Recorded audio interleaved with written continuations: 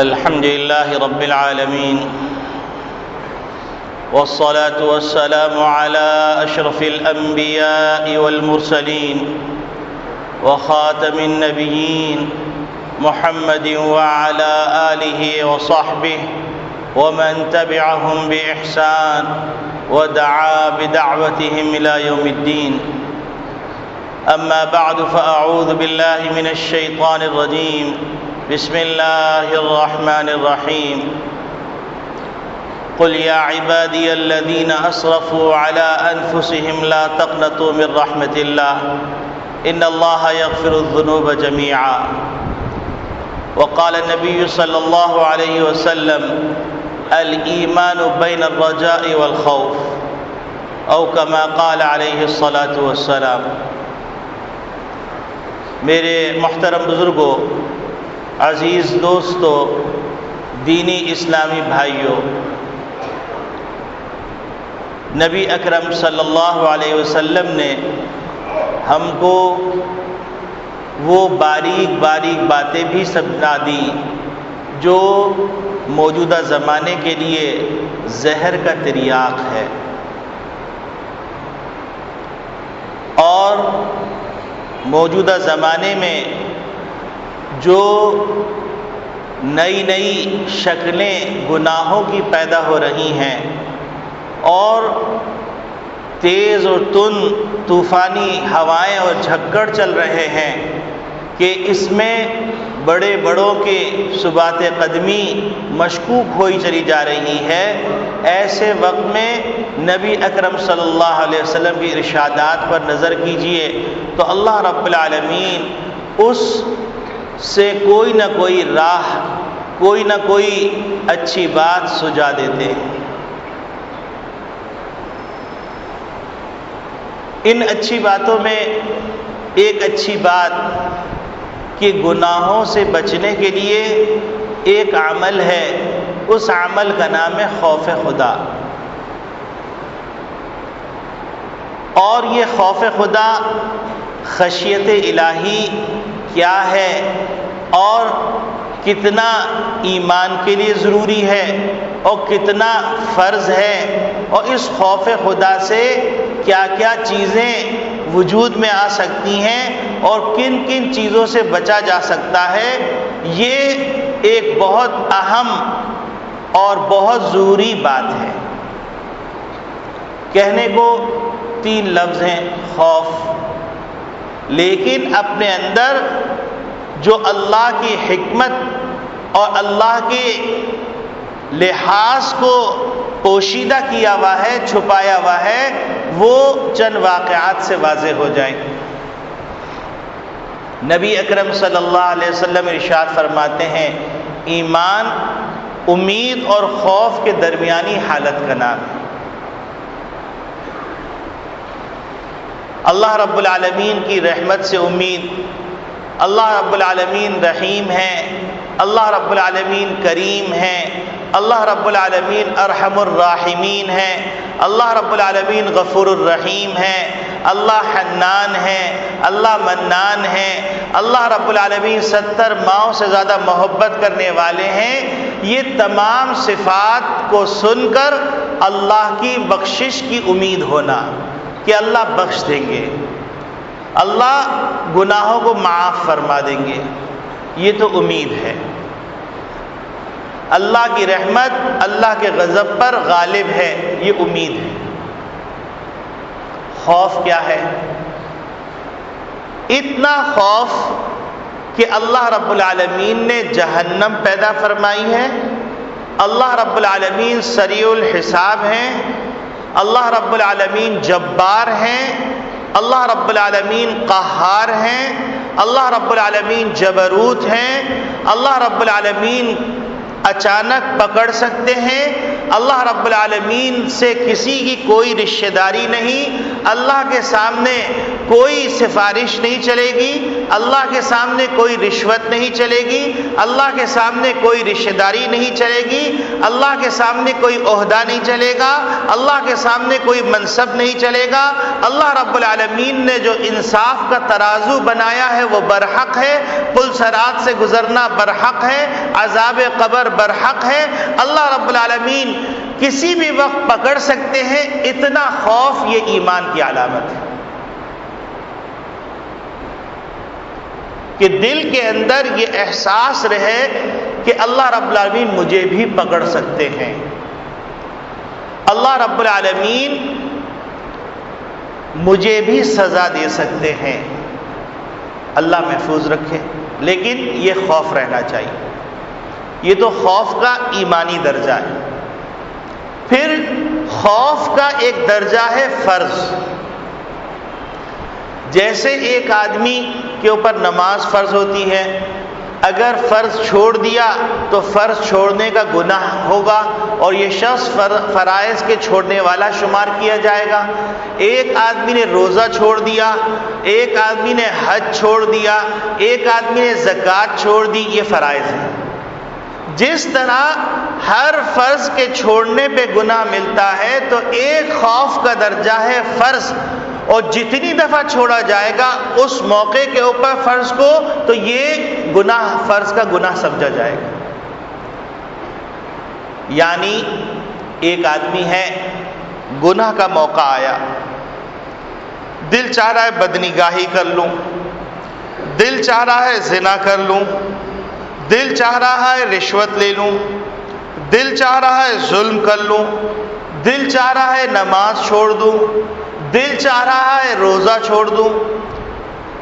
اس موقع کے اوپر اللہ رب العالمین کے عذاب کا استحضار ہونا، اللہ رب العالمین سریع الحساب ہے اس کا استحضار ہونا، اللہ رب العالمین پکڑ کر سکتے ہیں اس کا استحضار ہونا، اور اس خوف سے، گناہ سے باز آ جانا، یہ فرض ہے۔ اگر ایک آدمی دن میں 70 مرتبہ مختلف گناہوں کے موقع پر اللہ کے خوف سے گناہ سے نہیں روکتا تو گویا اس نے 70 مرتبہ فرائض کو چھوڑا۔ کتنی خطرناک بات ہے۔ مثلا مؤذن کہہ رہا حی علی الفلاح، دل چاہ رہا ہے کہ نماز کے لیے چل جاؤں لیکن گاہک بھی کھڑا ہوا ہے، فلاں کام بھی ہے۔ اب اللہ رب العالمین نماز چھوڑنے والے کو گناہ دیتے ہیں، عذاب دیتے ہیں، اس کا خوف کا استحضار کرنے کے باوجود نماز کو چھوڑ دینا، یہ فرض چھوڑنا ہے۔ ایک تو نماز چھوڑنے کا فرض ہے، ایک خوف خدا کا فرض چھوڑ دیا۔ اسی طریقے سے معاشرے میں رہ رہے ہیں اور معاشرے کے اندر بے حیائی، عریانی، فحاشی عام ہے۔ اب موقع آیا کہ اس تقریب میں اگر میں جاتا ہوں تو مکس گیدرنگ ہے، یعنی مرد و زن کا اختلاط ہے، اور رقص و سرور کی محفلیں بھی ہیں، اور اس کے ساتھ ساتھ نبی اکرم صلی اللہ علیہ وسلم کی ناراضگی کا سامان بھی ہے۔ تو اس موقع پر آدمی خوف کھا کر اللہ کے قادر مطلق ہونے کا احساس کر کے اس تقریب میں شریک نہیں ہوتا، یا احساس دلانے کے لیے دروازے تک جا کر اطلاع دے کے واپس آ جاتا ہے، تو گویا کہ اس نے خوف خدا کا فرض ادا کر دیا۔ اور اگر ایسا نہیں کرتا ہے تو گویا اس نے خوف خدا کو چھوڑ دیا۔ اب اس تقریب کے اندر 4 گھنٹے رہتا ہے، 6 گھنٹے رہتا ہے، جیسے جیسے گناہ کے مناظر آتے ہیں اور ان گناہ کے مناظر کو وہ دیکھ رہا ہے، خوف خدا سے باز نہیں آ رہا، تو ایک مجلس کے اندر کئی مرتبہ فرائض کے چھوڑنے کا گناہ ملے۔ یہ بڑا حساس معاملہ ہے۔ لوگ سمجھتے ہیں کہ یہ خوف خدا ٹھیک ہے، کبھی ڈر لیں گے، کسی موقع پہ زندگی میں ایک دفعہ ڈر جائیں گے بس کافی ہے۔ ایسی بات نہیں۔ یہ خوف خدا بہت نازک معاملہ ہے۔ مثلا بچہ ایک چیز کا مطالبہ کر رہا ہے، والد جانتے ہیں کہ یہ چیز ایسی ہے جو معصیت ہے، اور بچے کی محبت میں وہ چیز کر رہے ہیں، اس چیز کو دلا رہے ہیں، تو خوف خدا چھوڑا، معصیت کا راستہ اختیار کیا، معصیت کا گناہ ایک اور خوف خدا کا فرض چھوڑنا ایک. یہ فرض ہے، یہ سنت اور واجب نہیں ہے.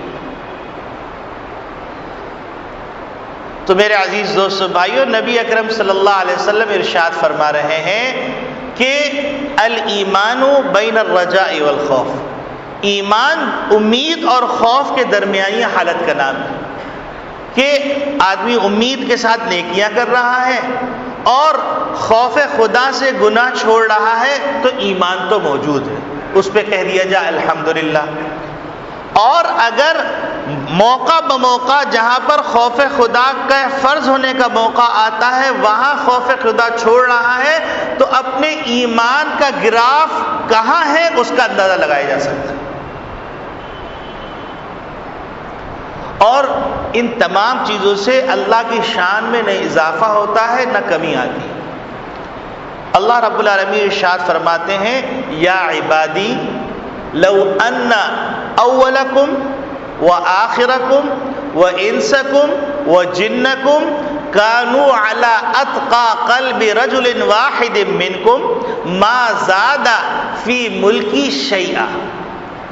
کہ اے میرے بندو، اگر تمہارے اولین اور تمہارے آخرین، تمام انس اور تمام جن ایک متقی انسان کے قلب کی طرح ہو جائیں تو میری ملکیت اور میری بادشاہت میں اتنا بھی اضافہ نہیں کریں گے جتنا ایک سوئی کو پانی میں ڈبو کے نکالا جاتا ہے. اللہ کی ملکیت میں کوئی اضافہ نہیں ہوگا. لو ان اولکم وآخرکم وجنکم وانسکم کانوا علی افجر قلب رجل منکم ما نقص من ملکی شیئا. کہ تمہارے اولین اور آخرین تو تمام انس اور جن سب مل کر ایک فاسق فاجر کی طرح ہو جائیں تو میری بادشاہت میں اتنی کمی بھی نہیں آئے گی جتنی رائے کے دانے کی کمی ہوتی. تو اللہ رب العالمین سے ڈرنا، اللہ سے امید باندھنا، یہ ہمارے لیے ہے. اللہ کو ہماری ضرورت نہیں ہے، ہمیں اللہ کی ضرورت ہے. اللہ کو عبادت کی ضرورت نہیں ہے. اللہ کے اتنے فرشتے ہیں، جس فرشتے نے ایک دفعہ بیت اللہ کا طواف کیا قیامت تک اب اس فرشتے کا نمبر نہیں آئے گا. اللہ کے اتنے فرشتے. تو ہماری عبادت سے اللہ کی شان میں کوئی اضافہ نہیں ہونا ہے، ہماری نیکی سے اللہ کی شان میں کوئی اضافہ نہیں ہو رہا ہے، ہماری بدی سے اللہ کی شان میں کوئی کمی نہیں آنی. یہ ہماری ضرورت ہے، یہ ہمارا فائدہ ہے، یہ ہمارا نقصان ہے. نبی اکرم صلی اللہ علیہ وسلم اپنی امت کو ان ارشادات سے متوجہ کرنا چاہتے ہیں کہ تمہیں مسلمان بن کر جینا ہے تو ایمان اور ایمان کی علامت یہ ہے کہ امید اور خوف کے درمیان زندگی گزارو. اور جو شخص اس طرح زندگی گزارتا ہے تو اس کی دنیا بھی اچھی ہوتی ہے، اس کی آخرت بھی اچھی ہوتی ہے، اس کا خاتمہ بھی بالخیر ہوتا ہے. اب آپ کہیں گے کہ مولوی صاحب کوئی مثال سے واضح کیجئے. تو مثال، بہت ساری مثالیں ہیں. ایک مثال عرض کرتا ہوں. ایک زمانہ تھا کہ جس زمانے میں اسلامی سلطنت ہوا کرتی تھی اور خلیفۃ المسلمین ہوا کرتے تھے. تو ایک دفعہ ایک بزرگ ہیں، ان کا نام ہے ابو الحسن نوری. یہ بزرگ چہل قدمی کر رہے تھے. بعض اللہ کے بندے ایسے ہوتے ہیں جو ذکر کر رہے ہوتے ہیں ساحل پر کہ تاکہ سمندر بھی گواہ بن جائے، مٹی بھی گواہ بن جائے، فضا بھی گواہ بن جائے کہ یہ اللہ کا ذکر کر رہا ہے. کوئی باغ میں چہل قدمی کرتے ہوئے ذکر کرتا ہے. یہ اللہ والے یہ چہل قدمی کر رہے تھے دریا کے کنارے.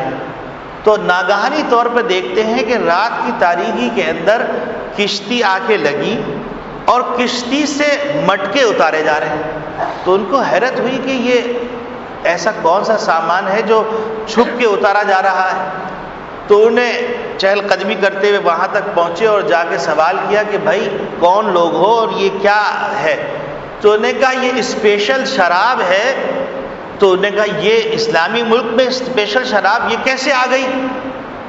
تو پھر اس کے بعد انہوں نے بتایا کہ یہ اصل میں خلیفۃ المسلمین کے لیے لائی گئی. اب تو ان کو جلال آ گیا، اللہ کے خوف ان پہ طاری ہو گیا.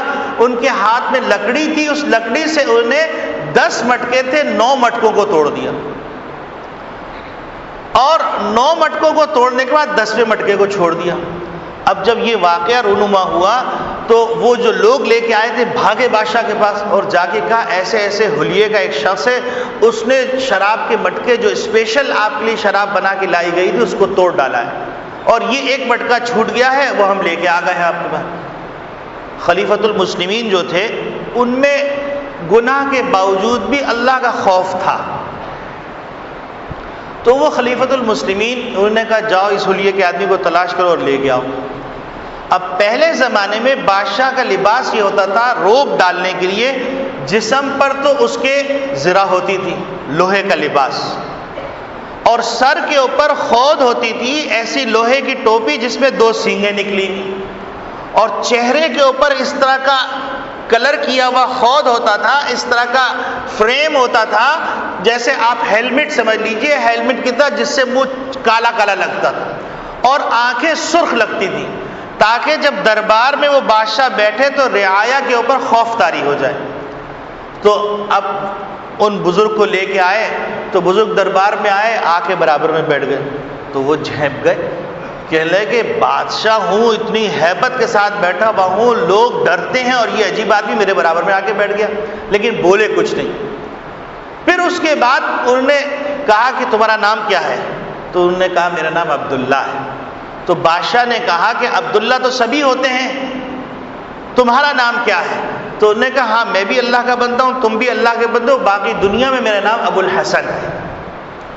تو انہوں نے کہا یہ مٹکے کیوں توڑ دیے، کس کے حکم سے توڑے؟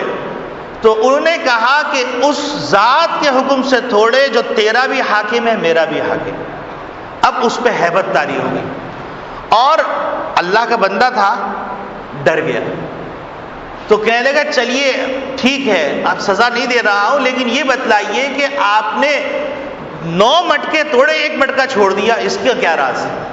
تو انہوں نے کہا بات دراصل یہ ہے کہ جس وقت مجھے معلوم ہوا کہ اسلامی سلطنت میں شراب آ رہی ہے، اور جب یہ پتہ چلا کہ خلیفۃ المسلمین کے لیے آ رہی ہے، تو اس کے نتیجے میں میرے اوپر خوف خدا اس قدر غالب ہوا کہ مٹکے توڑتا چلا گیا. 9 مٹکے توڑنے کے بعد دل میں خیال آیا کہ ابو الحسن تم بھی کیسے آدمی ہو کہ بادشاہ سوچے گا کہ کتنا جری اور بہادر ہے کہ اس نے بادشاہ کا خوف بھی نہیں کھایا، سارے مٹکے توڑ دیے. کہ میں نے چھڑی روک لی، اور چھڑی اس لیے روکی کہ پہلے میں نے خوف خدا سے کیا تھا، اب میں اپنے لیے کرتا. تو بادشاہ حیران رہ گیا. اس نے کہا اگر آپ کے اندر اس قدر تمیز ہے تو آپ کو میں وزارت اعلیٰ کا عہدہ تفویض کرتا ہوں، آپ امر بالمعروف اور نہی عن منکر ہمارے معاشرے میں کریں.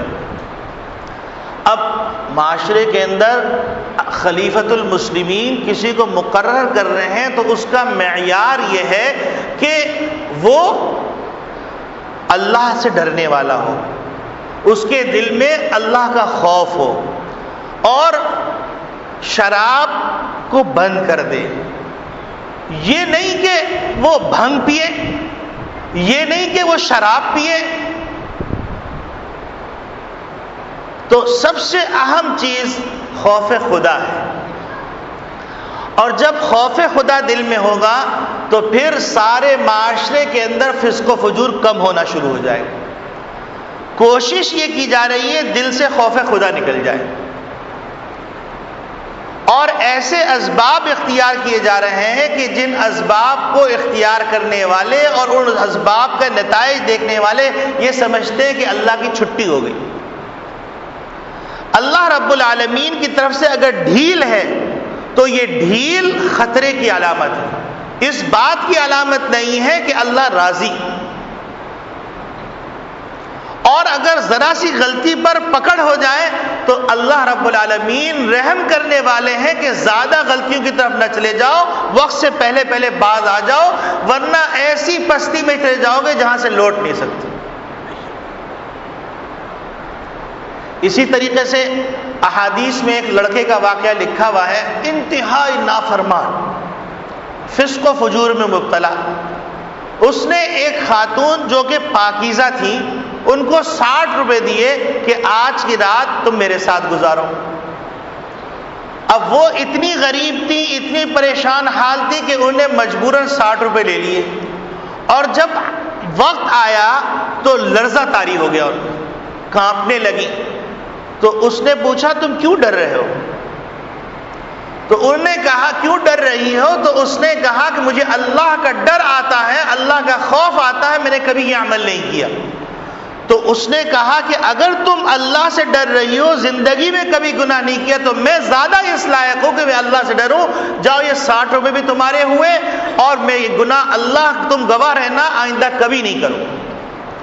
اب روایات میں آتا ہے کہ وہ خاتون چلی گئی 60 روپے لے کے. رات میں اس کا وقت آ گیا. جب رات میں اس کا وقت آیا تو وقت آنے کے بعد، پہلے زمانے میں بنی اسرائیل کے بارے میں آتا ہے، کوئی نیکی کرتا تھا دروازے پہ لکھا ہوتا تھا، کوئی اچھائی کرتا تھا، برائی کرتا تھا تو دروازے پہ لکھا ہوتا تھا. اس کا انتقال ہو گیا تو اس کے دروازے پہ صبح لکھا ہوا لوگوں نے دیکھا، اس کو جہنم سے برات عطا کر دی گئی.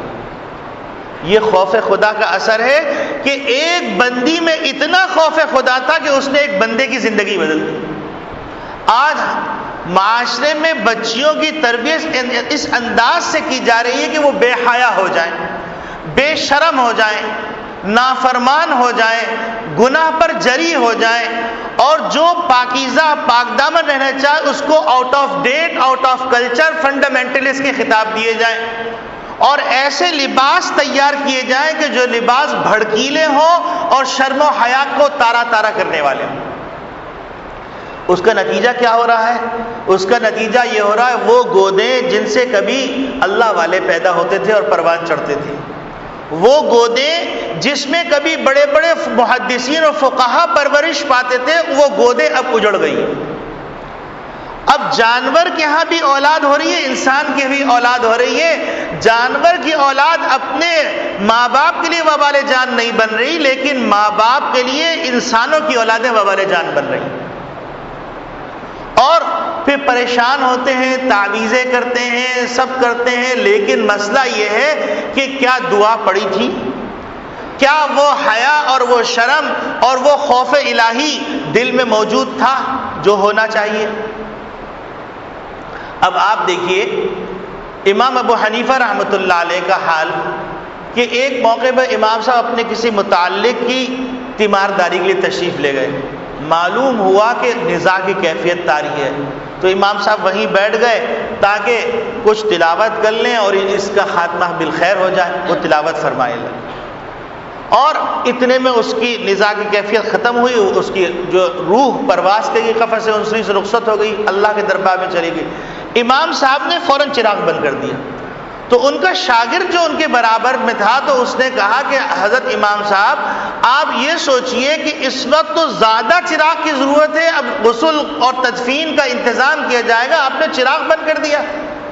تو کہنے لگے کہ اللہ کے بندے، پہلے جو چراغ جل رہا تھا یہ اس آدمی کی ملکیت میں تھا، اور اس ملکیت کی وجہ سے چراغ جلنا اور اس سے ہمارا تمہارا استفادہ کرنا صحیح تھا. اب جب اس کا انتقال ہو گیا تو یہ چراغ ورثہ کی ملکیت ہو گیا، تو میرے لیے اس کا استعمال کرنا جائز ہے. اب ہم سوچیں کہ امام صاحب کے دل میں اللہ کس قدر خوف ہوگا کہ اس خوف کے نتیجے میں انہیں چراغ بجھا دیا تاکہ یہ نہ ہو کہ وہ ورثہ کا حق استعمال کر لیں. کیونکہ حدیث شریف میں آتا لا یحل مال امرئ مسلم الا بطیب نفس منہ، کہ کسی مسلمان کے لیے حلال نہیں ہے اپنے مسلمان بھائی کا مال استعمال کرنا مگر اس کی خوش دلی سے. آج تو بھتے میں بھی استعمال کر لیتے ہیں، غنڈہ گردی میں استعمال کر لیتے ہیں، چوری کر کے استعمال کر لیتے ہیں. اور امام صاحب کا خوف خدا کا یہ عالم کہ وہ ورثہ کا حق بن گیا، اور ورثہ سے اجازت نہیں لی تو انہیں چراغ گل کر دیا. اپنے گھر سے چراغ منگوایا، اس سے تجہیز و تکفین کا کام پورا مکمل کیا. اب ہم دیکھیں اگر تو ہمارا حال یہ ہے کہ کسی کا والد انتقال کرتا ہے، میراث تقسیم نہیں ہوئی، پھر دادا جو بنے، یعنی جب اب دوسری نسل آئی وہ بھی مال استعمال کر رہے ہیں. اور یہ مال شریعت کے مطابق استعمال نہیں ہو رہا۔ اب آپ کہیں گے کہ مولانا آپ نے تو بہت پرانے وقت کی مثال دی کوئی نئی مثال دیجئے، تو نئی مثال یہ ہے، حضرت ڈاکٹر عبدالحی صاحب رحمۃ اللہ علیہ ایک اللہ والے کے انتقال پر ان کے گھر تشریف لے گئے، گرمی انتہائی شدید تھی، حضرت جن کے پاس تشریف لے گئے وہ حضرت خمیر گاؤ زبان استعمال کرتے تھے تقویہ قلب کے لیے، تقویہ دماغ کے لیے، تو انہیں کوئی خمیرہ تھا، اس کو گھول کے حضرت کی خدمت میں ان کے بچوں نے پیش کیا، تو حضرت نے فرمایا میرے لیے یہ استعمال کرنا جائز نہیں، حالانکہ گرمی سے آئے تھے، پاپوش میں رہتے تھے، پاپوش میں مطب کرتے تھے، وہاں سے بہت دور کے علاقے میں تشریف لے گئے، اور لیکن انہوں نے کہا میں استعمال نہیں کر سکتا، انہوں نے کہا اس لیے استعمال نہیں کر سکتا جب تک یہ خمیرہ آپ کے والد صاحب زندہ تھے، وہ ان کی ملکیت تھا، ان کی اجازت سے میں استعمال کر سکتا تھا، اب ان کا انتقال ہو گیا، یہ ورثاء کی اجازت کی محتاج ہے، تو انہوں نے کہا سارے ورثاء کمرے میں موجود ہیں اور سب خوش ہوں گے اگر آپ استعمال کریں، تو حضرت نے پھر استعمال فرمایا۔ یہ اللہ والوں کی نشانی ہے۔ اور ہمارے خوف خدا کا حال کیا ہے؟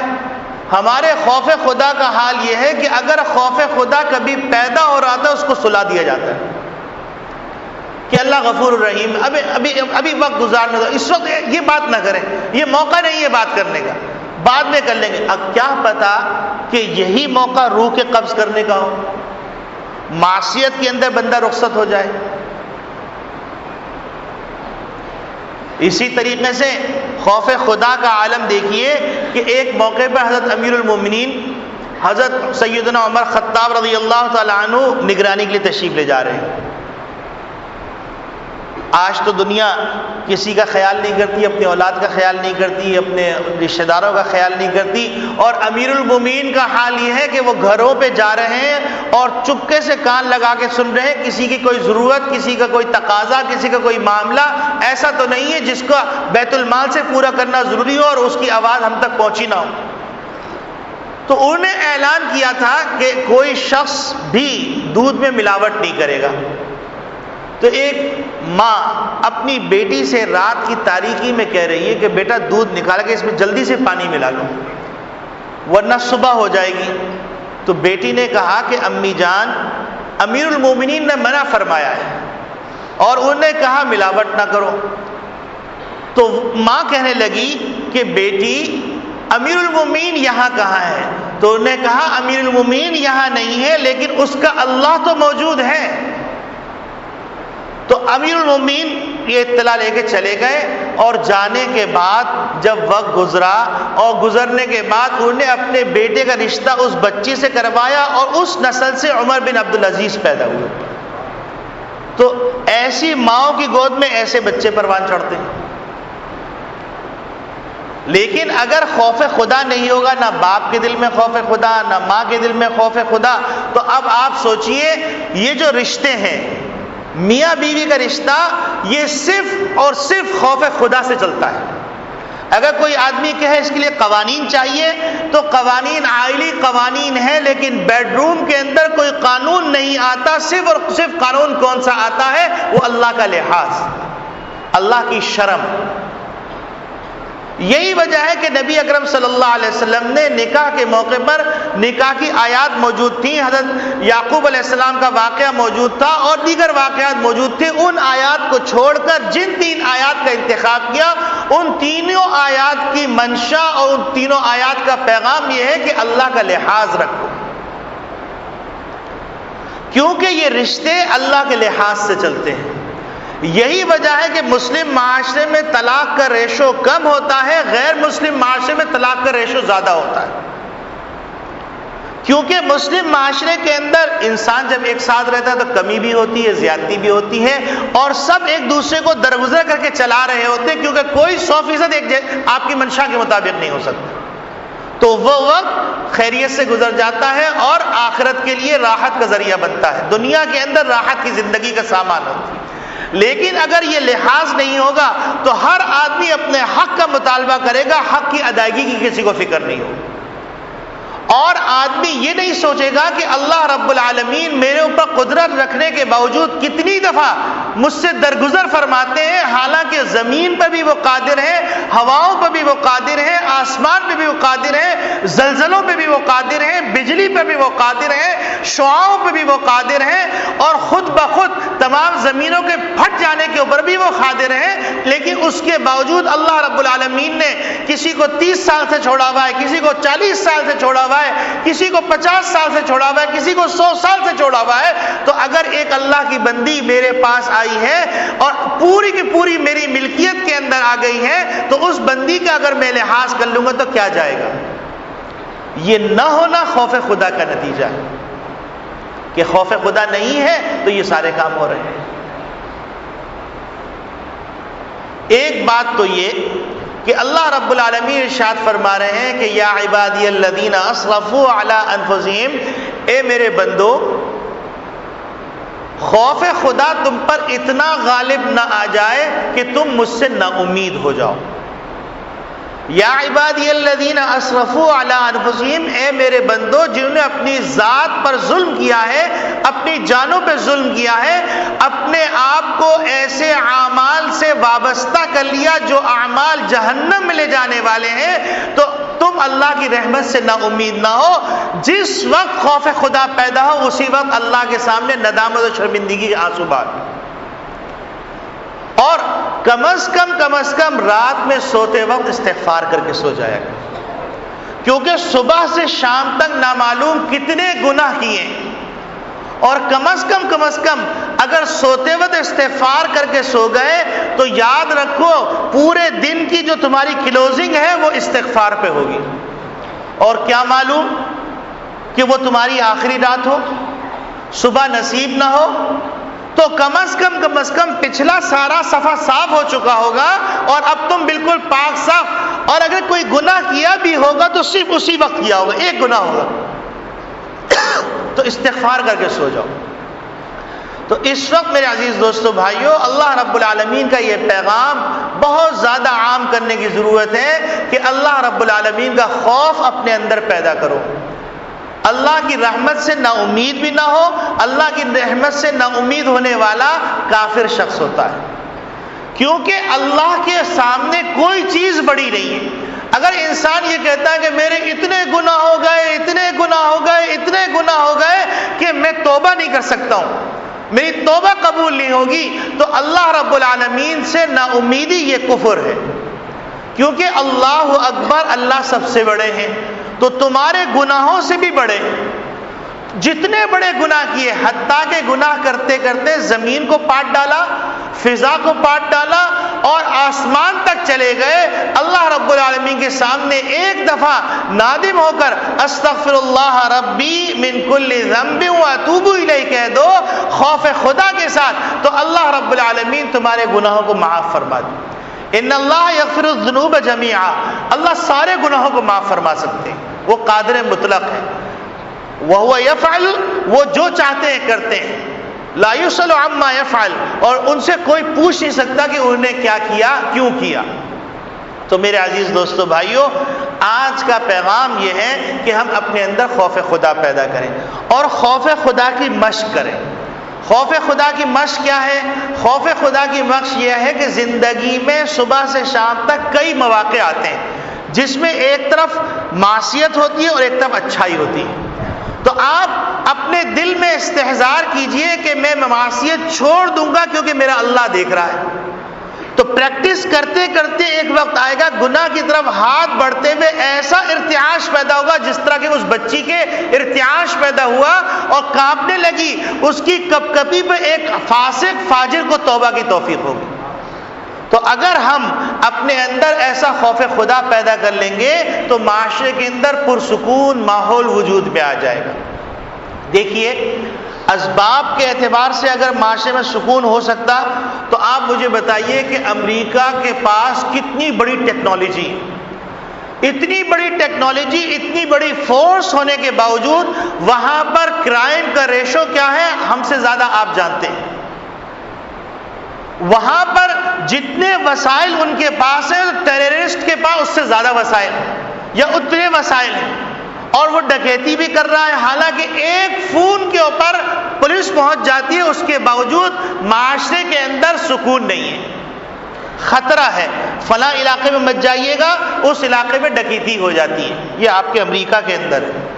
اور آپ باہر نکلنے سے اشتہار لگے ہوئے ہیں، آپ اپنی جیب کے اندر کچھ پیسے ضرور رکھیے، کیونکہ اگر ڈاکو نے مطالبہ کیا اور آپ کی جیب میں کچھ نہیں، وہ آپ کو قتل کر دے گا۔ یہ سوچئے، یہ امن قائم کرنے والے امن کے پیغمبر کا یہ حال ہے۔ اور دوسری طرف محمد عربی صلی اللہ علیہ وسلم کی تربیت دیکھیے کہ آپ صلی اللہ علیہ وسلم نے مکی زندگی کے اندر خوف خدا پیدا کیا۔ ساری آیات کا آپ مطالعہ کیجئے، اس وقت جتنی آیات نازل ہوئی ساری کی ساری اس بات کے یقین کے لیے تھی کہ آخرت کی ایک حقیقت ہے، قبر کی ایک حقیقت ہے، پلسرات کی ایک حقیقت ہے، جنت ایک حقیقت ہے، جہنم ایک حقیقت ہے۔ مکی آیات پڑھ جائیے آپ، کیونکہ جو جماعت تیار کر رہے تھے اس جماعت کو پوری انسانیت کے لیے قیامت کے لیے نمونہ بننا تھا، تو اس وجہ سے نبی کریم صلی اللہ علیہ وسلم نے اس معاشرے کی بنیاد خوف خدا پر رکھی، اور خوف خدا پر بنیاد رکھی تو دنیا نے وہ مناظر دیکھے کہ جن مناظر کی بنیاد پر دنیا آج تک شزدر رہ جاتی ہے کہ 23 سال کی زندگی میں اتنا بڑا عظیم انقلاب کیسے آ گیا۔ لوگوں کی نہیں، نسلیں ختم ہو جاتی ہیں ایک انقلاب لانے کے لیے۔ اور محمد عربی صلی اللہ علیہ وسلم کی 13 سالہ زندگی اور 10 سالہ زندگی اس نے پوری کایا پلٹ دی۔